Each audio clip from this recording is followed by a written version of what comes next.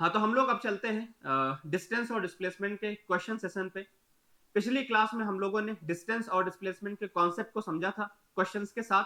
अब यहाँ पर प्योरली कुछ और क्वेश्चंस हम लोग देखते हैं। पहला सवाल हम लोग देखते हैं। अच्छा, इसमें एक जरूरी बात, जब भी कोई क्वेश्चन आपके सामने स्क्रीन पे आएगा तो उसको पहले आप पॉज करके उसको आप ट्राई करें, फिर उसके बाद हमारा सोल्यूशन देखें और आंसर चेक करें अपना। ठीक है। अगर हम लोग यहाँ पर बात करें कि कोई इंसान है, यहां से चलना शुरू करता है और पहले वो जाता है नॉर्थ में, उसके बाद जाता है 40 मीटर ईस्ट में। सवाल आपसे पूछा गया डिस्प्लेसमेंट बताओ, तो आसान सवाल है। इस तरफ आपने ईस्ट बना दिया, इस तरफ आपने नॉर्थ बना दिया। पहले बोल रहा है नॉर्थ में जाना है, तो पहले आप नॉर्थ में जाएंगे 30 मीटर, यहाँ पहुंच गए। उसके बाद आपको जाना है ईस्ट में, तो ईस्ट किधर होगा? अगर आप यहाँ पर खड़े हैं तो आपके लिए इधर नॉर्थ, इधर आपका साउथ, इधर ईस्ट और इधर वेस्ट। तो इसका मतलब ईस्ट में जाना है, मतलब इस तरफ चले जाना है। तो यहाँ से आपको इस तरफ जाना है 40 मीटर्स। आप इस वाले पॉइंट पे पहुंच गए। इनिशियली आप इस वाले पॉइंट पे थे, फाइनली आप ये वाले पॉइंट पे पहुंच गए। अगर आप डिस्प्लेसमेंट की बात करेंगे तो डिस्प्लेसमेंट होता है इनिशियल पॉइंट से फाइनल पॉइंट के बीच का गैप, ये इनिशियल हमारा डिस्प्लेसमेंट होगा। और डायरेक्शन हमारी क्या होती है? डायरेक्शन हमारी इनिशियल पॉइंट से फाइनल पॉइंट की तरफ होती है, तो मैंने एरोस के साथ इसको ऐसे शो कर दिया। ठीक है। अब सवाल है इसका डिस्प्लेसमेंट की मैग्नीट्यूड निकालो, और दूसरी बात यहाँ पर आपको डायरेक्शन निकालनी होगी। अच्छा, जब भी हमारे पास कोई भी इंक्लाइन लाइन होती है, उसकी लेंथ अगर आपको निकालनी है तो पाइथागोरस से ही हम लोग निकाल रहे होते हैं, तो पाइथागोरस लगा दें। अगर इस लेंथ को मैं मान लेता हूँ कुछ डी, तो ये हमारा हो जाएगा answer D square is equal to 30 square plus 40 square. Pythagoras लगा दिया मैंने। इसको आप सॉल्व कर लेंगे तो यहाँ सॉल्व करके आपका आंसर 50 आ जाता है। तो इसका आंसर हो गया 50। अच्छा, 50 में अगर देखें तो आपके पास दो ऑप्शन है, ये भी है, ये भी है। हमें डायरेक्शन भी देखनी पड़ेगी, तो डायरेक्शन कैसे निकालेंगे? तो अगर इसकी डायरेक्शन देखी जाए तो मैं इसमें एक लाइन यहाँ ड्रॉ करता हूँ, एक लाइन यहाँ पे ड्रॉ करता हूँ। अगर आप ये वाली लेंथ देखें तो ये अगर 30 है तो ऑब्वियसली ये वाली लेंथ भी 30 है। अगर ये 40 है तो ये वाली लेंथ भी 40 है। इस वाले एंगल पे फोकस करो, तो ये वाला एंगल कितना लिखा हुआ है? tan theta. तो अगर आपको परपेंडिकुलर बेस पता होता है तो वहां पर tan थीटा का इस्तेमाल करके एंगल निकाला जाता है। तो आपको परपेंडिकुलर बेस पता है, तो आपने लिखा tan theta is equal to 30/40। मतलब ये हो गया 3/4। तो tan थीटा की वैल्यू 3/4 कब होती है? जब थीटा 37 हो। ये बात आपको पता होती है। तो ये एंगल हमारे पास 37 आ गया, तो हमारा आंसर क्या बनेगा? 37 डिग्री। ये एंगल आ गया 37 डिग्री, तो इसका मतलब 37 डिग्री ईस्ट से नॉर्थ की तरफ। ईस्ट से नॉर्थ मतलब नॉर्थ ऑफ ईस्ट। तो डायरेक्शन हम लोग लिखेंगे 37 डिग्री नॉर्थ ऑफ ईस्ट। एक और तरीका आपको बताया था याद रखने के लिए कि अगर हमारे पास लाइन यहाँ है और नॉर्थ इधर है, ईस्ट इधर है, तो इसका मतलब है जो डायरेक्शन लिखी जाएगी उसमें नॉर्थ और ईस्ट दोनों वर्ड्स आने वाले। इसके बाद अगर हम लोग जिसके साथ एंगल जुड़ा होता है उसको हम लोग बाद में लिख देते हैं। तो अगर यहाँ पर आपको नॉर्थ और ईस्ट दोनों लिखना है और जिसके साथ एंगल जुड़ा होता है उसको बाद में लिख दें, तो ये हमारा आंसर हो गया। तो पहला ऑप्शन आप टिक कर देंगे। ठीक है। अगला सवाल, इसमें बोला जा रहा है कोई एक बॉडी जो मूव करती है 6 मीटर नॉर्थ में, उसके बाद इस तरह से आपको जानकारी दी गई है। क्वेश्चन में आपसे पूछा गया है कि बताओ कितना डिस्प्लेसमेंट होगा। तो डिस्प्लेसमेंट के लिए आपको पता है ये बात, अगर हमारे पास 3D में मोशन है एक्स वाई और जेड में, तो एक्स और वाई जेड अगर तीनों में मोशन होता है तो हमारे पास जो डिस्प्लेसमेंट निकालने का तरीका होता है वो ये कि एक्स में बॉडी कितना चली उसका स्क्वायर, वाई डायरेक्शन में कितना चली उसका स्क्वायर, और जेड डायरेक्शन में कितना चली उसका स्क्वायर। इसको आप सॉल्व करते हैं, आपका आंसर आ जाता है। तो यहाँ पर अगर आप एक्स देखें तो कितना है 3। एक्स अगर देखें तो हम लोग इसको ऐसा बोल देते हैं कि नॉर्थ हमारा जो ईस्ट होगा इसको मैं एक्स मान लेता हूँ, और जो हमारे पास नॉर्थ होगा इसको मैं वाई मान लेता हूँ, और जो बाहर अपवर्ड अगर आएगा तो उसको हम जेड एक्सिस मान लेंगे, ऐसा मान लेते हैं। ये समझे, ऐसा समझे कि नॉर्थ हमारा इस तरफ हो गया, ईस्ट हमारा इधर हो गया, तो नॉर्थ इधर ईस्ट इधर, ये अपवर्ड। अगर मैं एक्सिस वाइज बात करूं तो इसको मैंने अगर एक्स बोला, इसको वाई बोला, तो ये डायरेक्शन फिर जेड डायरेक्शन हो जाएगी। ठीक। तो ये हो गया हमारे पास 8 का स्क्वायर प्लस 6 का स्क्वायर प्लस 10 का स्क्वायर। ये हमारे पास डिस्प्लेसमेंट की वैल्यू आ गई। इसको आप सॉल्व कर लेंगे, सॉल्व करके ये आपको वैल्यू 10√2 मिल जाती। तो ये आपका आंसर हो गया 10√2। नेक्स्ट, ये अच्छा सवाल है, इसको थोड़ा सा आपको केयरफुली समझना होगा। अगर कोई पर्सन है वो जाता है 30 मीटर नॉर्थ में, उसके बाद 20 मीटर ईस्ट में, ड्रॉ कर लेते हैं। तो इस तरफ हमारा ईस्ट हो गया, इधर हमारा नॉर्थ हो गया। तो मैंने बोला पहले बॉडी जा रही 30 मीटर, तो यहां से 30 पहुंच गए। उसके बाद ये चलना शुरू करता है 20 मीटर ईस्ट में, तो 20 मीटर आपने यहां चला दिया, तो ये हो गया 20 मीटर, यहां से आ गया। उसके बाद में बोला जा रहा है कि ये चलता है 30√2 मीटर इन साउथ वेस्ट डायरेक्शन। तो साउथ वेस्ट डायरेक्शन का मतलब है कि वो हमारा जो साउथ होगा, अगर यहां पर हम खड़े हैं तो इसका मतलब है हमारे हिसाब से नॉर्थ इधर होगा ऊपर, और यहां अगर देखें तो साउथ होगा, इस तरफ वेस्ट होगा, तो ये हमारे लिए वेस्ट होगा, इधर साउथ। इसका मतलब हम कुछ इस तरफ साउथ वेस्ट डायरेक्शन में चलते हुए यहां कहीं जाने वाले हैं। अगर मैं ऐसे ड्रॉ करूंगा तो थोड़ा चैलेंजिंग है, क्योंकि हमारे पास एंगल वेंगल मेजर करने के लिए कोई डिवाइस तो है नहीं, कुछ तरीका है नहीं, तो हम लोग क्या करते हैं, कुछ और तरीके से बात को समझते हैं। ऐसा समझे कि अगर यहां से हमने चलना शुरू किया, ये हमारे लिए वेस्ट है और ये हमारे पास साउथ है। अगर मैं इस वाले पॉइंट पे पहुंच गया साउथ वेस्ट डायरेक्शन में 30√2, तो मैं इसको ऐसा भी तो बोल सकता हूं, अगर आपको इस वाले पॉइंट पहुंचना है तो मैं ऐसा भी तो बोल सकता हूं कि आप कुछ साउथ में चलो यहां से यहां तक, फिर आप वेस्ट में चलो यहां से यहां तक, तो आप यहां पहुंच जाएंगे। तो क्या समझे, एक तरीका तो हमारे पास इस पॉइंट तक पहुंचने का ये है कि आपने यहां से डायरेक्टली शो किया हुआ है। इसी पॉइंट पे पहुंचने के लिए हम ऐसा भी तो बोल सकते हैं, हम पहले चलते हैं साउथ में, फिर हम बोलेंगे हम आ जाते हैं वेस्ट में। तो इसका मतलब है कि अगर हमें ये लेंथ मिल जाए और ये लेंथ मिल जाए तो हम इस वाले पॉइंट तक पहुंच जाएंगे। तो इस वाले पॉइंट्स को निकाल लेता हूं मैं, इसको मैंने मान लिया y, इसको मैंने मान लिया x। अच्छा, साउथ वेस्ट डायरेक्शन है, इसका मतलब ये एंगल कितना है, बीचों बीच में लाइन होती है साउथ वेस्ट वाली, तो बीचों बीच में मतलब ये एंगल 45 होगा। ठीक है, अगर हमें ये y निकालना है तो क्या करें, तो y अगर आप देखेंगे तो ये हमारा बेस है इस वाले ट्रायंगल के लिए, इस वाले एंगल के करस्पॉन्डिंग ये वाला बेस माना जाएगा। तो अगर ये बेस है और आपको हाइपोटेन्यूज पता है तो यहां पर आपको cos थीटा लगाना चाहिए। तो cos 45 की वैल्यू होती है y/30√2 बेस अपॉन हाइपोटेन्यूज। तो यहां से आपने सॉल्व किया तो ये बात आप जानते हैं कि cos 45 की वैल्यू होती है 1/√2। तो ये हमारे पास रिलेशन आएगा कुछ इस तरह का। √2 कैंसिल करने के बाद y की वैल्यू आपको मिल गई 30। सिमिलरली आप x निकालने के लिए यहां पर इसके सामने वाली साइड निकालने के लिए आप चाहो तो साइन लगा दो, तो यहां से ये लिख दोगे, या आप टेन भी लगा सकते हो, दोनों से आंसर आएगा। मैं साइन लिख देता हूं, साइन 45 कितना हो गया, तो साइन 45 की वैल्यू हो गई x/30√2। साइन 45 की वैल्यू भी 1/√2 होती है, तो बिल्कुल सिमिलर तरीके से आंसर सिमिलर आ जाएगा, x की वैल्यू 30। तो क्या समझे कि अगर हम यहाँ साउथ वेस्ट डायरेक्शन में 30√2 जा रहे हैं, इट मींस हम ऐसा बोल सकते हैं कि हम साउथ में जा रहे हैं 30 और वेस्ट में जा रहे हैं 30, इसका मतलब भी सेम होगा। ठीक है, तो अब हमारे लिए ड्रॉ करना आसान हो जाएगा कि अगर हमें यहाँ ड्रॉ करना है 30√2 साउथ वेस्ट डायरेक्शन, तो इसलिए हम ऐसा करेंगे, हम बोलेंगे पहले हम 30 चलते हैं साउथ में, फिर हम 30 चलेंगे वेस्ट में। तो 30 चलते हैं पहले साउथ में, 30 अगर साउथ में गए तो यहां तक हम पहुंच जाएंगे।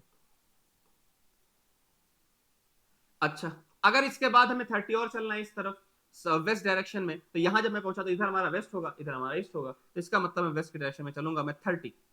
चलो 30, तो यहां तक पहुंचोगे तो 20 पहुंचोगे, थोड़ा सा और आगे चलते हैं तो यहां पर हम कहीं पहुंच जाएंगे, ये हमारा फाइनल पॉइंट हो जाएगा, फाइनल पॉइंट।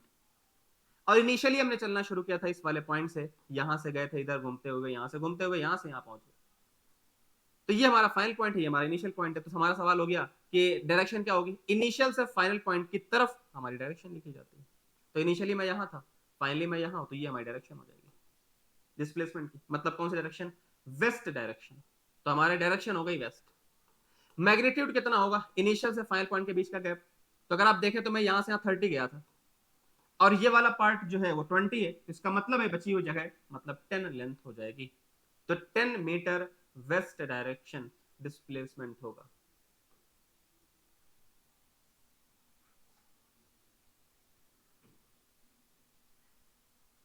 ठीक है, ये सवाल देखें, खुद से ट्राई करें पहले एक बार, उसके बाद आपको कैलकुलेशन देखना होता है। इसमें बोला जा रहा है कोई एथलीट है और कवर करता है एक राउंड 40 सेकंड्स में। बोला जा रहा है कि अगर हमारे पास डिस्प्लेसमेंट आपको बताना है 2 मिनट 20 सेकंड्स में, तो 40 सेकंड्स में एक चक्कर लगाता है, तो इतने सेकंड्स में कितना डिस्प्लेसमेंट होगा, ये आपसे पूछा जा रहा है। तो पहले आप इसको टाइम को एक ही यूनिट में लेके आओ, मतलब सेकंड्स में लेके आओ। तो ये लिखा हुआ है 2 और मिनट, मिनट को मैं क्या बोल सकता हूँ, सेकंड, 60 सेकंड्स। तो ये हमारे पास हो गया, मिनट को मैंने लिख दिया 60 सेकंड्स। उसके बाद प्लस अगर देखो तो प्लस लिखा हुआ 20 मिनट प्लस 20 सेकंड्स है ना, ऐसा बोल सकते हैं। तो इसका मतलब ये लिखा है, मैंने 2 लिखा, मिनट को लिखा मैंने 60 सेकंड्स, और प्लस में ये अगर देखें तो ये 20 सेकंड्स और है, तो मिला करके वैल्यू हमारे पास आ गई 140 सेकंड्स। तो सवाल ये बन गया 140 सेकंड्स में डिस्प्लेसमेंट कितना होगा। देखें, तो इसमें आपको ये देखना है कि पहले बॉडी कितने राउंड्स लगाती है इतने टाइम के अंदर। देखें, तो यहां से अगर बॉडी चलना शुरू की और यहां से बॉडी घूमते हुए यहां तक जा रही, 40 सेकंड यहाँ पे वापस आएगी, तो 40 सेकंड्स गुजर जाते हैं। तो अगर मैं ये पता लगाऊं कि कितने राउंड्स हमारे लग जाएंगे 140 सेकंड्स में, क्या करें? आपको यूनिटरी मेथड आता होगा कि इतने में इतना तो कितने में कितना वाली चीज, कि आपने 10 रुपए के 50 केले खरीदे, तो आपको 100 रुपए के कितने होंगे, इस तरह से आपने सॉल्व किया होगा। कैसे करते हैं देखें, मैंने बोला कि हमारे पास 40 सेकंड्स अगर हैं, 40 सेकंड्स में हम ट्रेवल करते हैं एक राउंड, तो एक राउंड लगाया मैंने, इसका मतलब एक सेकंड में कितना हो जाएगा 1/40 राउंड्स। बहुत बढ़िया। अगर मैं बोल रहा हूं 140 सेकंड्स में बताओ कितना होगा, तो 140 सेकंड्स में निकालने के लिए आप इसको मल्टीप्लाई कर दें 140 से, इतने राउंड्स हमारे पास आ जाएंगे। तो इसको सॉल्व करो, तो यहां से 0 कैंसिल हुआ, ये वाला यहां से कैंसिल हो जाएगा, ये कुछ ऐसा आ जाएगा 7/2। 7/2 का मतलब है 3.4, सॉरी 3.5। तो ये हमारे पास वैल्यू हो गई 3.5। क्या मतलब? इसका मतलब ये हुआ कि 3.5 राउंड्स लगे हैं। 3.5 राउंड का मतलब समझे, 3 राउंड तो पूरे पूरे लगे, तो यहां से यहां गए, यहां से आ गए, एक राउंड, दूसरा राउंड, तीसरा राउंड, तो 3 राउंड तो कंप्लीट हो गए यहां तक। उसके बाद 0.5 मतलब हाफ राउंड और है, तो हाफ राउंड और है, मतलब यहां से हम चल के इस वाले पॉइंट तक पहुंचेंगे। तो मैं यहां से घुमा 1 2 3, उसके बाद में मैंने आधा और घुमा, मैं इस वाले पॉइंट पे पहुंच गया। इनिशियली मैं इस वाले पॉइंट पे था, 3.5 चक्कर लगाने के बाद मैं यहां पर पहुंच गया। जो सवाल है डिस्प्लेसमेंट कितना, तो यही तो डिस्प्लेसमेंट है। तो इनिशियल पॉइंट से फाइनल पॉइंट के बीच का गैप ही डिस्प्लेसमेंट होता है, तो यही हमारा डिस्प्लेसमेंट है। क्या आपको नजर आ रहा है डायमीटर है? क्या आपको नजर आ रहा है डायमीटर है ये? हाँ, खत्म हो गई बात। तो ये डायमीटर कितनी होती है? रेडियस का डबल। तो डायमीटर होती है रेडियस का डबल, मतलब 2r। यही हमारा डिस्प्लेसमेंट है, यही हमारा आंसर है।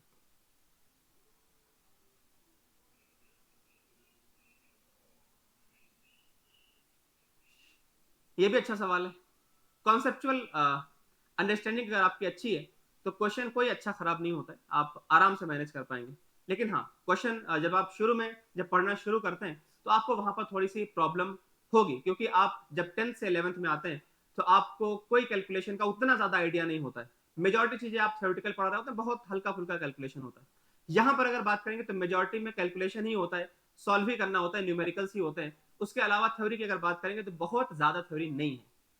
तो यहाँ पर आपको धीरे धीरे करके क्वेश्चन अप्रोच बनानी होती है। अच्छा, फिजिक्स बहुत आसान है, कोई मुश्किल नहीं है, अगर आपने दो चीजों पे कमांड हासिल कर ली। पहला, कि क्वेश्चन की लैंग्वेज समझ के हम कैसे उसको ड्रॉ करते हैं। अगर आपने उसकी सिचुएशन को आपने ड्रॉ करना सीख लिया, मतलब आपको अप्रोच बनानी आ गई, तो उसके बाद फिजिक्स में ये समझे कि 50% काम हमारा यही हो गया। उसके बाद कैलकुलेशन वाला पोर्शन बचता है, तो कैलकुलेट करने के लिए मान लो 50% मैंने उसको मान लिया, तो इसका मतलब मिला करके आपको सिर्फ अप्रोच पे ज्यादा फोकस करना है। कैलकुलेशन आप धीरे धीरे सीख लेंगे तो हमारा काम हो जाएगा। अच्छा, ये काम आपको शुरू में आपको एफर्ट लगेगा, मेहनत लगेगी, लेकिन जैसे ही आपने ये चीजें सीख ली, उसके बाद हर एक चैप्टर में वही काम है। अगर मैं बात करूं इसमें जो आगे बढ़ेंगे, तो हम लोग फॉर्मूले की बात करेंगे, v equal to U plus AT, कैसे क्वेश्चन की कैसे ड्रॉ करके कैसे इस इक्वेशन को लगाना होता है। अगर आपने धीरे धीरे करके सीख लिया, तो जब हम आगे चैप्टर में चलेंगे जहां पर हमें F equal to M A लगाना होगा, तो वैसे ही क्वेश्चन को पढ़ के लैंग्वेज में वैसे ही आपको उसको फ्रेम करना होगा, वैसे ही आपको अप्रोच बनानी होगी। उसके बाद वैसे ही क्वेश्चन को वैसे ही उस वाले रिलेशन को अप्लाई कर देना होगा। तो अगर आपने v equal to U plus AT लगाना सीख लिया, तो इसका मतलब आप F equal to M A भी लगाया ही लेंगे। सिमिलरली जब ग्रेविटेशन में आएंगे, तो हम वहां पर फॉर्मूला यूज करेंगे, F is equal to G m1 m2 by R square. तो काइंड ऑफ बस फॉर्मूला चेंज होता रहेगा, बाकी जो कॉन्सेप्ट है क्वेश्चन को देख करके अप्रोच बनाना, उसके बाद कैलकुलेशन करना, ये ऑलमोस्ट सिमिलर होने वाला है। तो इसके लिए आपको बस शुरू में एफर्ट लगेगा, आप मेहनत करते रहेंगे, तो विद टाइम जैसे आप सीख जाएंगे, उसके बाद फिजिक्स बहुत ज्यादा आपको आसान लगेगी, क्योंकि क्वेश्चन में खुद ही बता रहा होता है इसमें करना क्या। जैसे सवाल आपसे बोला जा रहा है, कोई एक व्हील है, अगर कोई एक व्हील है और ये रोटेट करती है, घूमती हुई जा रही है, इसमें बोला जा रहा है कि आधा रेवोल्यूशन, आधा चक्कर लगाती है। तो मैंने क्या किया, इसमें इसकी सरफेस बनाई, ये वाला जो पॉइंट था पहले यहां पर था, जब ये आधा चक्कर लगाएगा, अच्छा व्हील में क्या होता है कि व्हील जो है वो घूम भी रहा होता है, पंखे की तरह घूमता भी है, और लेकिन ये आगे भी तो बढ़ रहा होता है, तो ये पहिया जो है ये घूमते हुए आगे बढ़ रहा होता है, ऐसे इसका मोशन होता है। तो सवाल ये बोला जा रहा है कि जब ये वाला पॉइंट हमारा point of wheel initially at the contact with the ground, तो इनिशियली ये वाला पॉइंट हमारा ग्राउंड के साथ में, अगर मैं इसको चलाता हूं तो चलाऊंगा तो आधा चक्कर होने के बाद, तो आधा चक्कर होने के बाद मान लो यहां आ गया, आधे चक्कर के बाद यहां आ गया, तो ये वाला जो पॉइंट था वो हमारा पॉइंट टॉप मोस्ट पॉइंट पे आ जाएगा, यहां आ जाएगा, इसको मैंने नाम ए रखा, तो ये वाला ए वाला पॉइंट हमारा यहां आ जाएगा। अच्छा ए के मैं सामने पॉइंट मान लेता हूं बी, तो जब बी वाला पॉइंट है जब ये आधा चक्कर लगाएगा तो आधा चक्कर में ये वाला पॉइंट हमारा ग्राउंड पे आ जाएगा, तो ये वाला पॉइंट यहां आ गया। क्या आपको ये बात समझ आती है कि अगर ये घूमेगा तो ये वाला पॉइंट जो हमारा है टॉप मोस्ट पे पॉइंट पहुंच जाएगा, क्योंकि आधा घुमा है, तो आधा घुमाने पे ये वाला पॉइंट ऊपर, ये वाला पॉइंट नीचे, और आधा जब घूमा होगा तो ऑब्वियसली कुछ आगे भी तो आया होगा, क्योंकि पहिया घूमते हुए आगे भी तो बढ़ता है, तो इसका मतलब वो यहां कहीं पहुंच चुका होगा। तो सवाल आपसे पूछा गया इनिशियल पॉइंट हमारा, इनिशियल जो ए पॉइंट था वो यहां पर वाला है, इसको मैं इनिशियल आई लिख देता हूं, और ये हमारा फाइनल पॉइंट है, इसको मैंने एफ लिख दिया। सवाल पूछा गया बताओ इस ए पॉइंट का डिस्प्लेसमेंट कितना है, तो ये हमारा डिस्प्लेसमेंट होगा, ये लेंथ हमें कैलकुलेट करनी है। तो मैंने आपको ये बात बार बार बताई है कि जब भी हमारे पास कोई इंक्लाइन लाइन होती है उसकी लेंथ निकालनी हो तो हम पाइथागोरस के थ्रू ही सॉल्व कर रहे होते हैं। उसके लिए हमें परपेंडिकुलर चाहिए और हमें बेस चाहिए होता है। तो परपेंडिकुलर कितना है, क्या आपको नजर आ रहा है, डायमीटर है, क्या ये डायमीटर है, हाँ, तो अगर ये डायमीटर है तो इसकी लेंथ हो जाएगी 2r, r की वैल्यू को आप 1 पुट कर देंगे तो ये वैल्यू हो गई 2, जिसका मतलब डायमीटर तो हमें पता लग गया, इसकी लेंथ हमारे पास 2 है। बहुत बढ़िया। अगर हमें बेस भी पता लग जाए तो हम इसका आंसर बता सकते हैं। तो बेस कैसे पता लगेगा देखें, ऐसा समझो, अगर ये वाला हमारे पास यहाँ पे मैं जो ये वाली जो व्हील है, इस वाले व्हील पे मैं यहाँ पर पेंट कर देता हूँ, इस वाले को मैंने ना यहाँ पर पेंट कर दिया, अगर इस वाले मैंने पेंट किया और उसके बाद मैंने अगर इसको ऐसे चलाया, अगर मान लो ये कलर हमारा ग्रीन कलर का मैंने पेंट किया हुआ था, अगर मैं इसको यहाँ से घुमाते हुए यहाँ तक पहुंचूंगा, तो ये बात आप समझ पा रहे हैं कि यहाँ पर ग्रीन पेंट हमारी सरफेस पे लगता चला जाएगा, यही बात आप समझ पा रहे हैं। तो अगर यहां से आप इसको गिराएंगे तो ये वाला पॉइंट इसको टच करेगा, यहाँ पे कलर छोड़ेगा, यहाँ वाला कलर यहाँ पे आएगा, इस तरह से ये वाला जब आगे बढ़ता जाएगा तो ये वाले जो पॉइंट्स हैं उस तरह से ये करते करते जब बी पॉइंट हमारा यहाँ पहुंच जाएगा तो यहाँ तक हमारा जो पेंट है जो कलर है वो यहाँ तक हमारी सरफेस से बन जाएगा। तो पता क्या चला कि कितनी लेंथ में हमारा कलर आने वाला है, जितनी हमारी यहाँ से यहाँ तक लेंथ होगी इतना कलर यहाँ से यहाँ तक आने वाला है। तो ये लेंथ होगी कितनी, ये लेंथ कितनी है, अगर पूरे की बात करते हैं तो 2 पाई आर होता है, तो 2 पाई आर का आधा है ये, 2 पाई आर का आधा है ये। तो आपने इसको लिखा आर की वैल्यू कितनी है 1, तो ये हमारे पास वैल्यू आ गई पाई। तो ये वाली लेंथ अगर पाई है तो जब इसको आप यहां से गिराओगे तो यही वाला कलर तो इस पे लगता हुआ जा रहा है, इसका मतलब ये लेंथ और ये वाली लेंथ बराबर है, इसका मतलब ये अगर पाई है तो इसका मतलब है ये वाली वैल्यू भी पाई होगी। खत्म हो गई बात, लगा दो पाइथागोरस। अगर इस वाले को मैं मान लेता हूं डी डिस्प्लेसमेंट को, तो ये आ जाएगा पाइथागोरस है डिस्प्लेसमेंट का स्क्वायर इज इक्वल टू, ये हो जाएगा हमारे पास बेस मतलब पाई स्क्वायर, और ये हो जाएगा 2 का स्क्वायर। तो डी की वैल्यू यहां से आ गई, इसका रूट ले लें तो ये हो गया पाई स्क्वायर, और 2 का स्क्वायर मतलब इसको मैं 4 बोल सकता हूं। तो हमारा आंसर क्या आ गया, आराम से सोच लें फिर आगे बढ़ते हैं।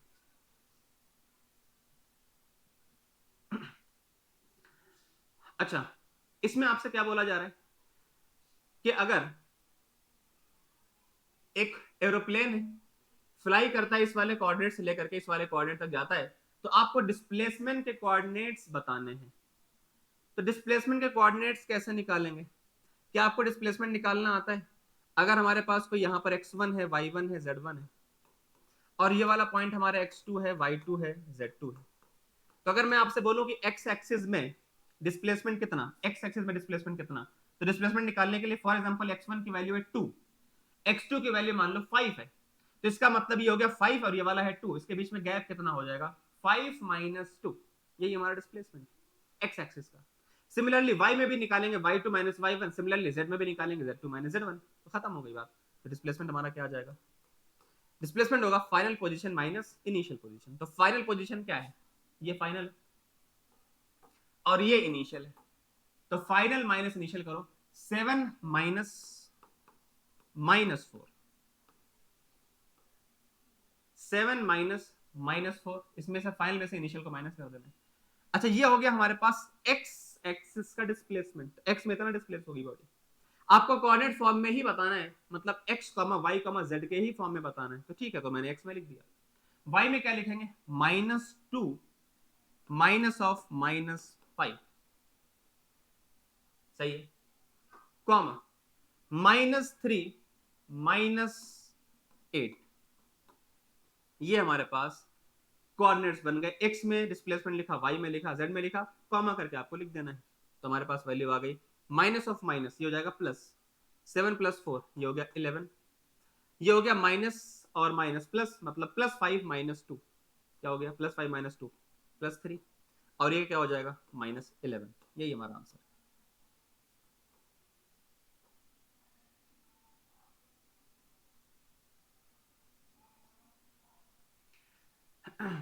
अच्छा, इसमें आपसे बोला जा रहा है कोई एथलीट है जो मूव करता है क्वार्टर सर्किल में, रेडियस r है, आपको डिस्टेंस और डिस्प्लेसमेंट दोनों बतानी। क्वार्टर सर्किल मतलब अगर मैं पूरा सर्किल ड्रॉ करूं तो यहां से अगर मान लो चलना शुरू करता है इस वाले पॉइंट से, तो यहां तक जाता है। क्वार्टर सर्किल मतलब एक चौथाई, पूरे को अगर मैं 4 हिस्से में डिवाइड कर दें तो एक हिस्सा चल रहा है ऐसा। तो यहां से मैं चलना शुरू करता हूं ए पॉइंट से, और ये हमारे पास दूसरा पॉइंट भी है, मैं यहां से चलता हुआ यहां तक पहुंच गया। सवाल है बताओ डिस्टेंस कितनी, डिस्टेंस कितनी। तो डिस्टेंस क्या होगी, अगर मैं यहां से यहां जा रहा हूं, अगर मैं पूरा चलता, तो अगर मैं पूरा चलता तो डिस्टेंस कितनी हो जाती, 2πr। तो अगर मैं पूरा चलता डिस्टेंस हो जाती 2πr। हम अगर 1/4 ही चल रहे तो ये डिस्टेंस डिस्टेंस भी हमारी 1/4 हो गई। तो पूरा चलते तो 2πr लिखते, तो 1/4 चलोगे तो 1/4 आपने कर दिया, तो हमारे पास वैल्यू आ गई πr/2। ये हो गया हमारे पास डिस्टेंस का आंसर, सही है, ये हमारे डिस्टेंस हो गई। दूसरा क्या पूछ रहा है, डिस्प्लेसमेंट बताओ। तो डिस्प्लेसमेंट होता है इनिशियल पॉइंट से फाइनल पॉइंट के बीच का गैप। तो इनिशियल पॉइंट से फाइनल पॉइंट के बीच का गैप, ये आपको निकालना है। क्या आपको इंक्लाइन लाइन दिख रही है, इंक्लाइन लाइन में की लेंथ कैसे निकालते हैं, पाइथागोरस, यही तरीका है हमारे पास। तो अगर इंक्लाइन लाइन आपको ये दिख रही है तो ये वाली लाइन है हमारे पास है, तो इसकी लेंथ निकालने का तरीका पाइथागोरस है। और पाइथागोरस लगाने के लिए आपको परपेंडिकुलर चाहिए और बेस भी चाहिए। तो क्या आपको परपेंडिकुलर पता है, ये कितना है, रेडियस के बराबर, सेंटर से है ना, तो सेंटर से यहां तक की डिस्टेंस रेडियस हो गई। अगर मैं बेस की बात करूं ये वाला पार्ट, तो ये वाला पार्ट भी रेडियस के बराबर होगा, क्योंकि सेंटर से यहां तक मैं देख रहा हूं। तो अगर मैं इस वाले को मान लेता हूं डी, तो ये हमारे पास डिस्प्लेसमेंट का रिलेशन अगर हमें कैलकुलेट करना है, तो डिस्प्लेसमेंट के बारे में बोल सकता हूं, ये हो जाएगा d² = r² + r²। तो ये हो गया 2 टाइम्स ऑफ r²। रूट ले लें दोनों तरफ, तो ये वैल्यू आ गई √2 टाइम्स ऑफ r। तो √2 टाइम्स ऑफ r, ये हमारा आंसर हो गया। कौन सा ऑप्शन सही हो जाएगा, तो डिस्टेंस हमारी है πr/2 और डिस्प्लेसमेंट है √2r या r√2, एक ही बात है। तो ये हमारा ऑप्शन सही ऑप्शन हो जाएगा।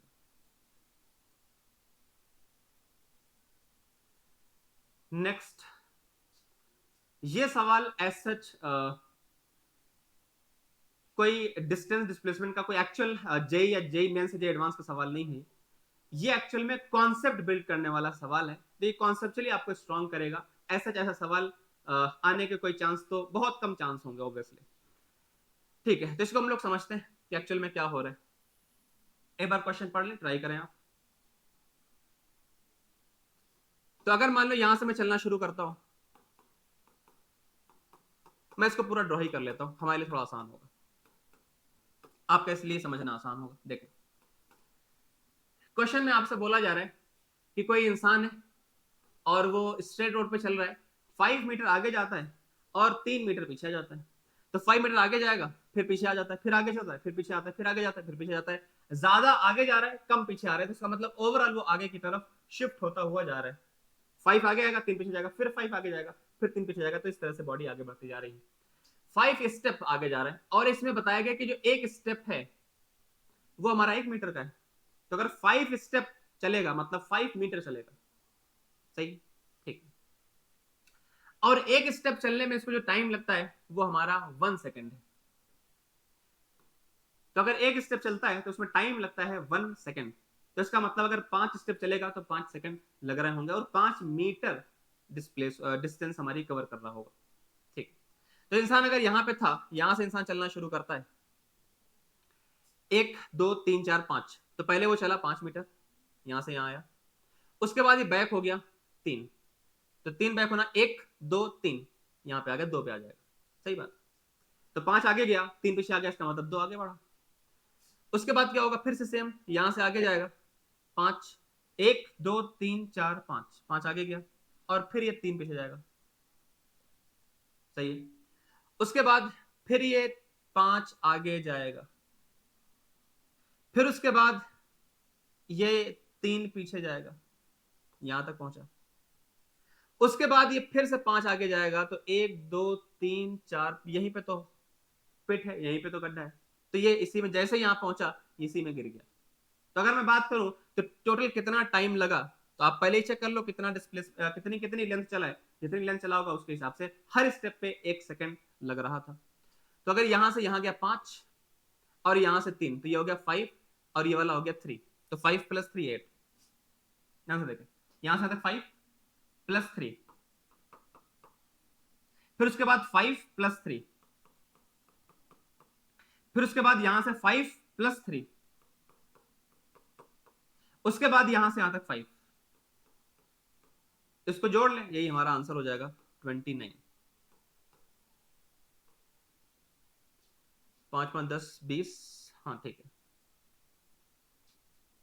तो मैं फिर से एक्सप्लेन कर देता हूं, यहां से आगे आता 5 मीटर, फिर यहां से पीछे जाता 3 मीटर, फिर आगे जा रहा 5 मीटर, फिर 3 मीटर, 5 मीटर, 3 मीटर, 5 मीटर जैसे गया यहां गिर गया। अब ये वापस आने का कोई चांस बनता ही नहीं, बस यही हमारा आंसर।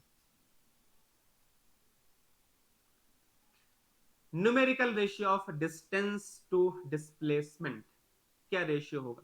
तो ये बात भी आपको मैंने समझाई थी, बताई थी, आपके नोट्स में लिखा होगा कि अगर हमारे पास डिस्प्लेसमेंट है, अगर मैं यहां से चलना शुरू करता हूं, यहां से ए से चलना शुरू करता हूं, बी तक जाता हूं, तो अगर मैं यहां से घूमता हुआ गया तो मैंने डिस्टेंस ज्यादा चली, डिस्प्लेसमेंट तो यही होगा, तो डिस्टेंस ज्यादा है डिस्प्लेसमेंट से।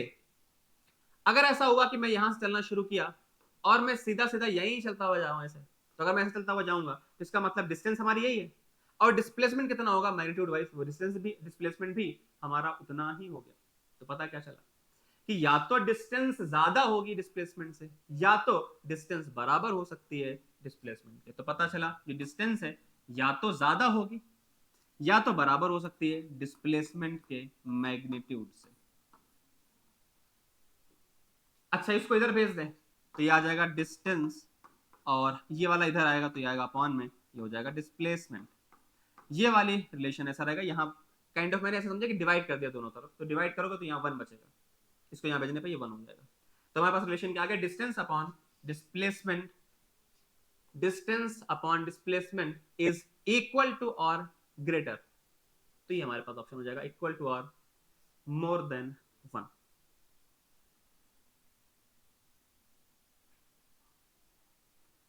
आखिरी सवाल, इसमें आपसे बोला जा रहा है कि कोई एक हॉल है, डायमेंशन आपको बताई गई है, बोला जा रहा है कि एक कॉर्नर चलना शुरू करता है और अपोजिट डायगोनल में पहुंच जाता है, मतलब समझे कि यहां से ये गया एक्स में, फिर उसके बाद इधर गया, उसके बाद ये ऊपर चला गया, तो एक्स वाई और जेड, तो इसका मतलब डायगोनली अपोजिट है ये, यहां वाले से इस वाले तरफ, ये वाला हमारे पास गैप कितना होगा।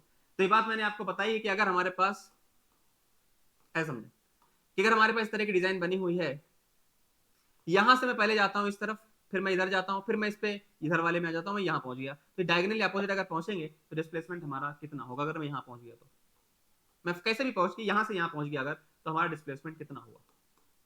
तो डिस्प्लेसमेंट का आपको डायरेक्ट तरीका पता है क्या होता है कि आपने एक्स में कितना चला, वाई में कितना चला और जेड डायरेक्शन में कितना मूव हुए, नेट डिस्प्लेसमेंट निकालने के इन तीनों का इस्तेमाल करना होगा, रूट के अंदर X square plus Y square plus Z square, तो हमारा आंसर हो गया 10 square plus 10 square plus 10 square. तो हमारा आंसर आ जाएगा इसको सॉल्व करके 3 टाइम्स ऑफ 10 स्क्वायर, रूट के अंदर चल रहा है, तो वैल्यू कितनी आ गई, रूट 3 टाइम्स, और 10 है, 10 को मैंने इधर लिख दिया, तो 10 रूट 3 हमारा आंसर हो जाएगा। तो हम लोग अब मिलते हैं नेक्स्ट वीडियो में, जहां पर हम लोग स्पीड और वेलोसिटी की बात करेंगे। वहां पर भी आपके पास 2 सेशन होंगे, एक रहेगा जिसमें हम लेक्चर बनाएंगे, जिसमें हम थ्योरी और कुछ कुछ क्वेश्चंस ट्राई करेंगे, उसके बाद एक हमारा क्वेश्चन सेशन रहेगा जिसमें हम क्वेश्चंस की प्रैक्टिस करेंगे। तो अगर आपने सारे कॉन्सेप्ट पढ़ रखे हैं, सारी चीजें आपको आती हैं, तो आप सिर्फ ये वाला लेक्चर देख लिया करें, क्वेश्चन सेशन वाला, अगर आपको सारे कॉन्सेप्ट क्लियर है। अगर नहीं क्लियर है तो फिर आप वो लेक्चर भी साथ साथ देख सकते हो। Thank you.